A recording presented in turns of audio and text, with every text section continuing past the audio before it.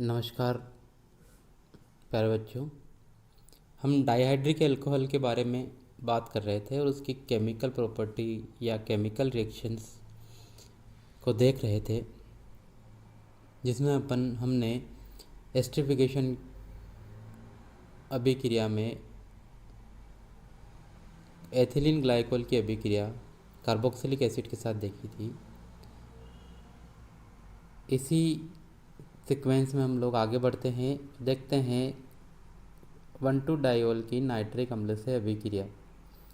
जब 1,2-डायोल nitric acid के साथ अभिक्रिया करता है सांद्र H2SO4 की प्रेजेंस में, तो ये ग्लाइकोल डाइनाइट्रेट बनाता है और साथ में वाटर मॉलिक्यूल को बाहर निकालता है।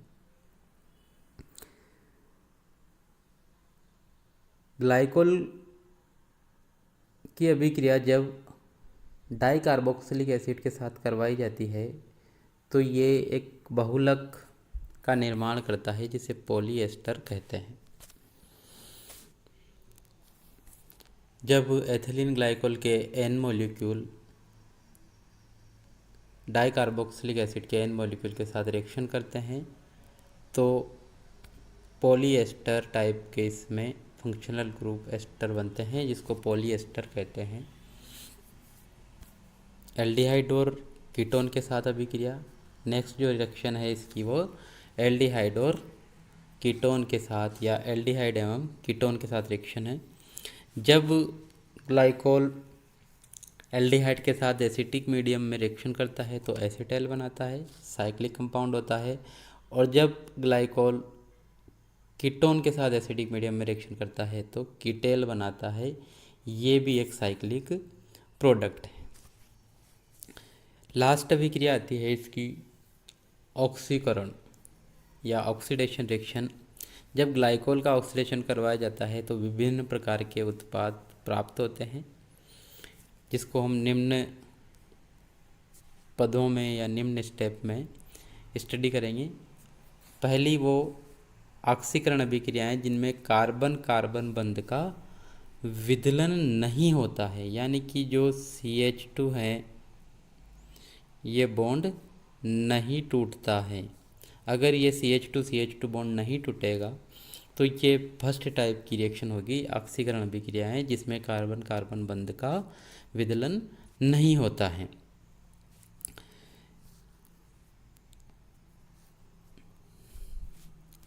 इसमें क्या कौन कौन सी रिएक्शन आती है? इसमें आती है जैसे अपन एथिलीन ग्लाइकोल का ऑक्सीडेशन करवाएं तो पहले अल्कोहल का ऑक्सीडेशन होगा एल्डिहाइड में, वो तो बनेगा ग्लाइकोलिक एल्डिहाइड। इस ग्लाइकोलिक एल्डिहाइड का दो तरह से ऑक्सीडेशन हो सकता है, या तो इस दूसरे वाले इथेनॉल या दूसरे वाले अल्कोहल ग्रुप का भी ऑक्सीडेशन करवाकर ग्लाइओक्सेल बना ले, या सेकंड स्टेप कि इस एल्डिहाइड को जो ऑक्सीडाइज करवाया इसको कंट्रोल मैनर में आगे ऑक्सीडाइज करवाकर glycolic acid, glyoxylic acid and oxalic acid बना लिया जाए। तो दोनों सीक्वेंस से अपन लास्ट में ऑक्जेलिक एसिड ही प्राप्त करेंगे। दूसरी ऑक्सीडेशन वह अभिक्रियाएं जिनमें कार्बन कार्बन बॉन्ड का क्लीवेज होता है। यह रिएक्शन निम्न पदों द्वारा हो सकती है। पहला होता है लेड टेट्रा एसीटेट द्वारा ऑक्सीकरण। जब ग्लाइकोल का लेड टेट्रा एसीटेट के साथ ऑक्सीडेशन करवाते हैं तो कार्बन कार्बन बॉन्ड टूट जाता है और कार्बोनिल कंपाउंड बनते हैं। लेड टेट्रा एसीटेट के साथ रिएक्शन करके 2 मोल फॉर्मेल्डिहाइड के बनाएगा या 2 मोल एल्डिहाइड के बनाता है। सेकंड रिएजेंट आता है इसी में पर आयोडिक एसिड द्वारा ऑक्सीडेशन करवाने पर भी ये कंपाउंड कार्बोनिल यौगिक देते हैं। जैसे एथिलीन ग्लाइकोल का HiO4 या पर एसिड के साथ रिएक्शन करवाते हैं तो ये साइक्लिक इंटरमीडिएट बनाएगा। ये साइक्लिक इंटरमीडिएट रीअरेंज होकर 2 मोल कार्बोनिल कंपाउंड के बनाता है।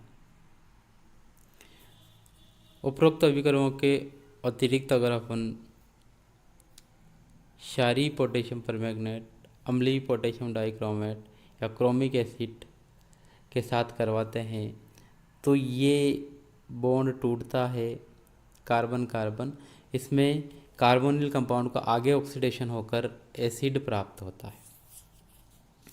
ये चीज़ यहाँ पर ध्यान रखने की है कि जब लेड टेट्राएसिडेट और पर आयोडिक एसिड से करवाते हैं तो कार्बोनिल कंपाउंड प्राप्त होते हैं, लेकिन जब क्षारिक MnO4 अम्लीय K2Cr2O7 या क्रोमिक एसिड के साथ रिएक्शन करवाते हैं तो ये बनेगा इसमें कार्बोनिल ही, लेकिन कार्बोनिल आगे भी ऑक्सीडाइज हो जाता है एसिड में, तो फाइनल प्रोडक्ट क्या प्राप्त होगा, कार्बोक्सिलिक एसिड।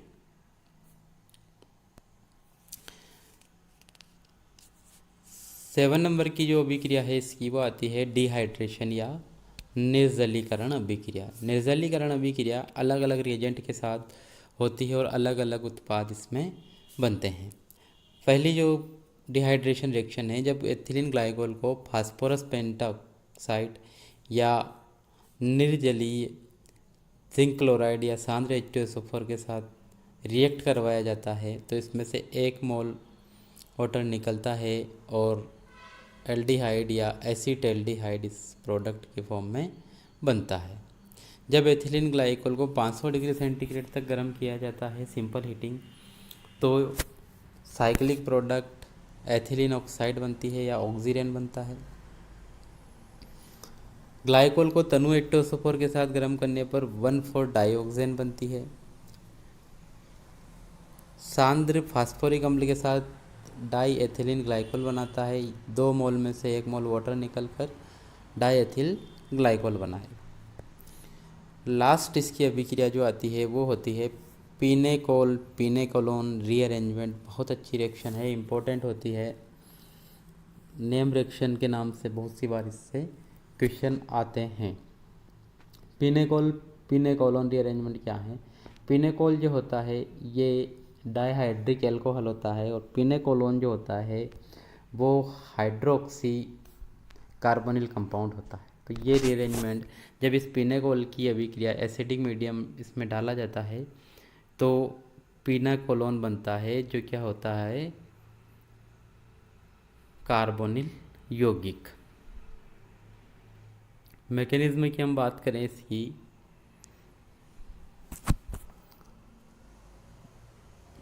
जब पिनेकोल पर एसिड की रिएक्शन करवाई जाती है तो ये एसिड हाइड्रोक्सी ग्रुप से अटैच होकर ऑक्सोनियम आयन बनाता है। ये ऑक्सोनियम आयन वाटर मॉलिक्यूल की फॉर्म में बाहर निकलकर कार्बोकेटाइन बनाता है। कार्बोकेटाइन में 1,2 मिथाइल शिफ्ट होता है जिससे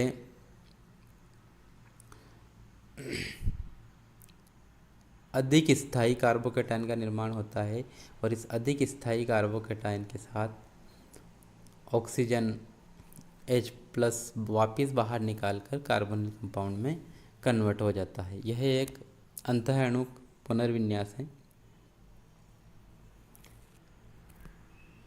अगर इसकी जगह अपन मेथिल की जगह डिफरेंट टाइप के ग्रुप लें तो उनका माइग्रेटरी एप्टीट्यूड क्या रहेगा, और ये H+ कौन से OH से जुड़ेगा वो डिपेंड करता है कि इस स्टेप में, सेकंड स्टेप में जहाँ पर वाटर मॉलिक्यूल निकलकर कार्बोकेटाइन का फॉर्मेशन हो रहा है तो वही OH निकलेगा जहाँ से अधिक स्थायी कार्बोकेटाइन का फॉर्मेशन होगा।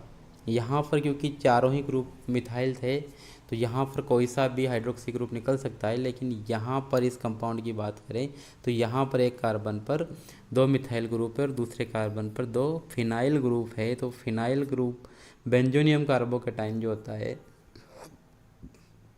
या बेंजाइल कार्बोकेटाइन जो होता है वो ज़्यादा स्थायी होता है as compare to 3 degree carbocation, इसलिए यहाँ पर फर्स्ट वाला OH निकलेगा। सेमीपिनेकोल रीअरेंजमेंट, सेमीपिनेकोल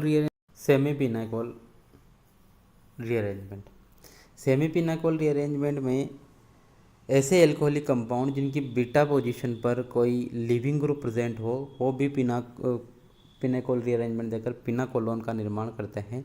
हम देख सकते हैं यहाँ पर जैसे beta amino, beta bromo, beta iodo, ये अलग अलग रिएजेंट के साथ रिएक्शन करके इंटरमीडिएट जैसा कि पिनाकोलोन रीअरेंजमेंट में बनता है कार्बोकेटाइन बनाते हैं और ये कार्बोकेटाइन रीअरेंज होकर पिनाकोलोन प्रोडक्ट बनाता है, इसलिए इस रिएक्शन को सेमी पिनेकोल रीअरेंजमेंट भी कहते हैं।